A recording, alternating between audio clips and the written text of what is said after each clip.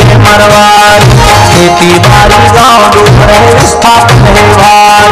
लइका जवान सियान सबो रोवत नर नारी। छोड़े के घर द्वार संगी कहाँ जाबो रे। बिना खेती खार कैसे जीवो खाबो रे। मंडला के बसनिया बांध डिंडौरी के मरवार। खेती बाड़ी गाँव डूब रहे विपत पगे भार। लइका सियान जवान सबो रोवत नर नारी। छोड़े के घर द्वार संगी कहाँ जाबो रे। बिना खेती खार कैसे जीवो खाबो रे।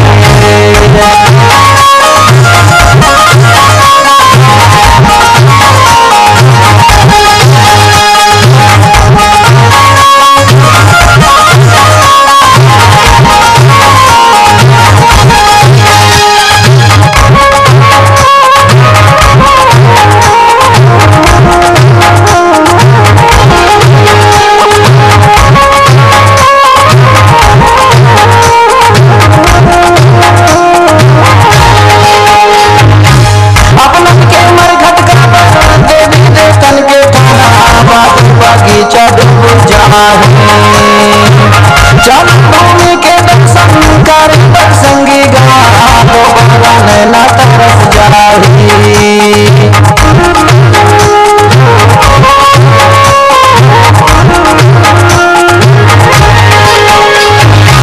अपनन के मरघट का देवी देवतन के ठाना बगीचा डूब जाही। जन्मभूमि के दर्शन कर संगी गाँव नैना तरस जाही। मंडला के बसनिया बांध डिंडौरी के मरवार। खेती बाड़ी गाँव डूब रहे स्थापन है भार। लइका जवान सियान सबो रोवत नर नारी। छोड़े के घर द्वार संगी कहाँ जाबो रे। बिना खेती खार कैसे जीवो खाबो रे।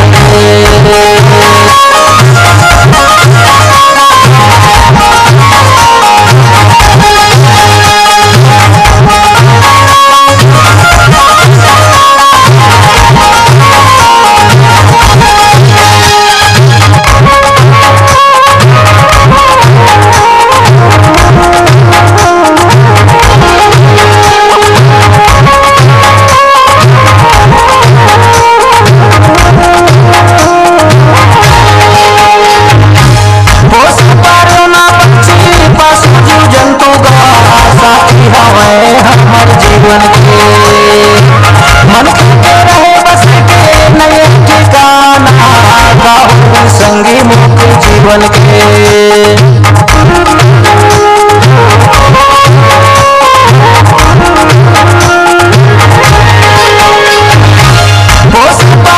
पक्षी पशु जीव जंतु साथी हवे हमर जीवन के। मन के रहे बस के नए ठिकाना संगी मुक्त जीवन के। मंडला के बसनिया बांध डिंडौरी के मरवार। खेती बाड़ी गाँव डूब रहे स्थापन है भार। लइका जवान सियान सबो रोवत नर नारी। छोड़े के घर द्वार संगी कहाँ जाबो रे। बिना खेती खार कैसे जीवो खाबो रे।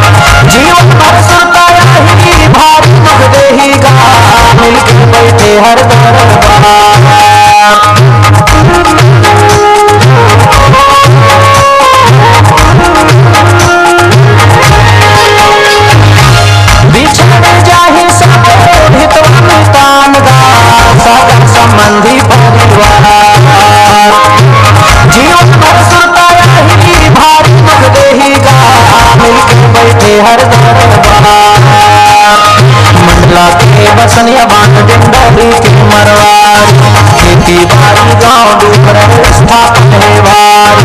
लेकर जवान सियान सब रोबत नर नारी, छोड़े के घर द्वार संगी कहाँ जाबो रे। बिना खेती खार कैसे जीवो खाबो रे। मंडला के बसनिया बांध डिंडोरी के मरवारी, खेती बाड़ी गाँव डूब रहे स्थापन है भारी। लइका सियान जवान सब रोबत नर नारी, छोड़े के घर द्वार संगी कहाँ जाबो रे।